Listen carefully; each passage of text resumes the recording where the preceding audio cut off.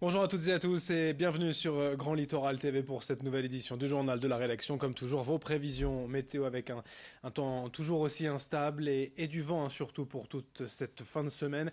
Des rafales jusqu'à 70-80 km par heure, de la grisaille et des averses. Heureusement tout de même, si l'on peut dire, des températures stables et douces. De 9 à 10 degrés de prévu pour les valeurs maximales ce week-end. À la une, tout d'abord de cette édition, la crise migratoire sur le littoral et le jugement. Jeudi à Dunkerque d'une affaire datant de septembre 2017. À Grande-Synthe, la préfecture avait ordonné, je cite, la mise à l'abri de 600 migrants vivant dans des camps de fortune. Une action alors contestée par les associations qui dénonçaient, elles, des évacuations forcées déguisées sans autre choix pour les réfugiés que d'obéir aux forces de l'ordre. L'audience avait donc lieu hier à Dunkerque après plusieurs mois de longues procédures. Et il faudra encore un peu de patience pour connaître le verdict qui ne sera prononcé que dans 3 semaines. Globalement, les associations espèrent ne plus jamais voir se répéter ces évacuations dans une ville qui compte environ 600 migrants, selon elles, dont 2 à 300 vivraient dehors sans abri. Explication au micro de Xavier Silly. La préfecture du Nord considère que l'opération qui a été faite en septembre 2017 était une mise à l'abri, du coup qui ne nécessitait pas de base légale. Et nous, pour avoir été sur le terrain, on a considéré que c'était plutôt une évacuation forcée, notamment parce que les personnes étaient encerclées par les forces de l'ordre.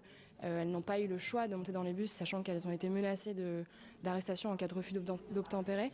Donc sur ces bases-là, on a considéré que ce n'était pas une mise à l'abri, parce qu'une mise à l'abri contrainte n'est pas une mise à l'abri, c'est une évacuation forcée. Et des évacuations doivent être encadrées. Elles doivent être décidées déjà par une décision de justice ou par un arrêté administratif. Et sans ces bases légales et sans respect de ces modalités, ce n'est pas une mise à l'abri, c'est une évacuation. Autre actualité, au chapitre économie comme un symbole de l'activité régionale. Près de 5 ans après sa reprise par des fonds américains, Arc International poursuit ses efforts de restructuration avec des investissements récents et un rajeunissement de son personnel. La situation financière reste toutefois fragile. L'entreprise se dit en manque de trésorerie et a demandé il y a quelques semaines à ses salariés de travailler davantage afin de renflouer les caisses. D'autre part, selon un accord de productivité signé avec les syndicats, les 250 départs en retraite annuels ne seront remplacés que par 80 embauches. L'entreprise verrière exploite aujourd'hui au maximum ses 12 fours et le carnet de commandes est plein. Toutefois, la direction souhaite une nouvelle organisation du travail. Explication du directeur général d'Arc International, Tristan Borne, au micro de Marc Van Reylan. Quand on est en recherche de financement, il est intéressant pour des financeurs de savoir que l'ensemble de l'entreprise est mobilisé pour aller chercher cette profitabilité. C'est un gage pour les financeurs de savoir qu'il n'y aura pas de perturbation après dans la mise en place de l'accord déjà validé par l'ensemble du personnel. L'État a toujours été vigilant sur le dossier ARC. C'est quand même la 8e entreprise usine française. Donc 5000 emplois sur le bassin d'Arc, de Marois, ça compte. Mais aussi d'autres investisseurs, des financiers à la fois français ou étrangers, qui sont intéressés pour nous aider dans notre amélioration de profitabilité. Dans cette édition aussi l'épidémie de grippe, déjà plus de 1100 morts en France cet hiver à cause de la grippe. L'épidémie s'est accentuée encore la semaine dernière. Tous les indicateurs sont en hausse dans la région. 35 000 patients atteints selon le réseau Sentinelle dans les Hauts-de-France. Cette année, et pour la première fois, les pharmaciens avaient la possibilité de vacciner leurs clients dans leur officine directement, ce qui a permis de désengorger les cabinets médicaux, de faire baisser les chiffres de l'épidémie. Attention tout de même au risque de contamination. Le virus, je vous le rappelle, se propage par voie aérienne. Lorsque l'on tousse ou que l'on éternue, il faut se protéger. Évidemment, il ne faut pas oublier non plus de se laver les mains plusieurs fois par jour. Explication quant au vaccin cette année avec un pharmacien au micro de Vincent Vieillard.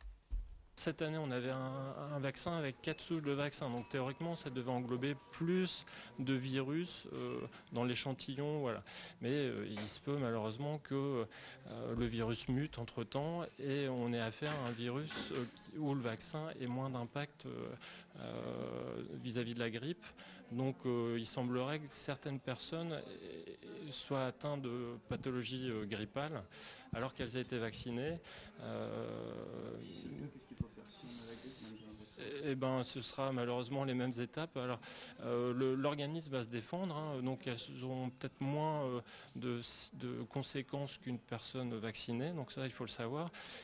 Mais dans tous les cas, de toute façon, un épisode grippal, alors avéré, il faudra enrayer la fièvre, la toux de la même façon, aller voir le médecin si nécessaire. Donc voilà. Dans le reste de cette édition sur Grand Littoral TV, reportage à Uxem. Arnaud Lesage s'est installé depuis près de 2 ans comme kinésithérapeute et depuis le mois d'octobre, il propose une machine d'un nouveau genre, l'Alterg ou tapis anti-gravité.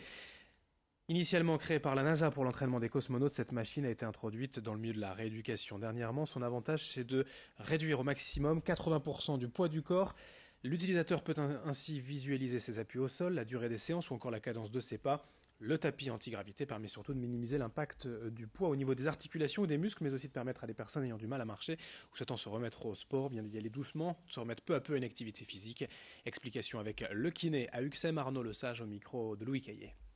Ceux qui l'ont essayé l'ont adopté. La mise en route, elle est très simple. C'est d'abord se mettre un short en néoprène, monter dans le tapis. Après, on isole les jambes du reste du corps en se zippant au niveau de la taille. Les jambes, elles sont en complète inertie. Après, c'est de la mise en route sur un tapis classique avec la vitesse, l'inclinaison, tous les petits paramètres dont on a parlé précédemment, donc les appuis au sol et tout ça.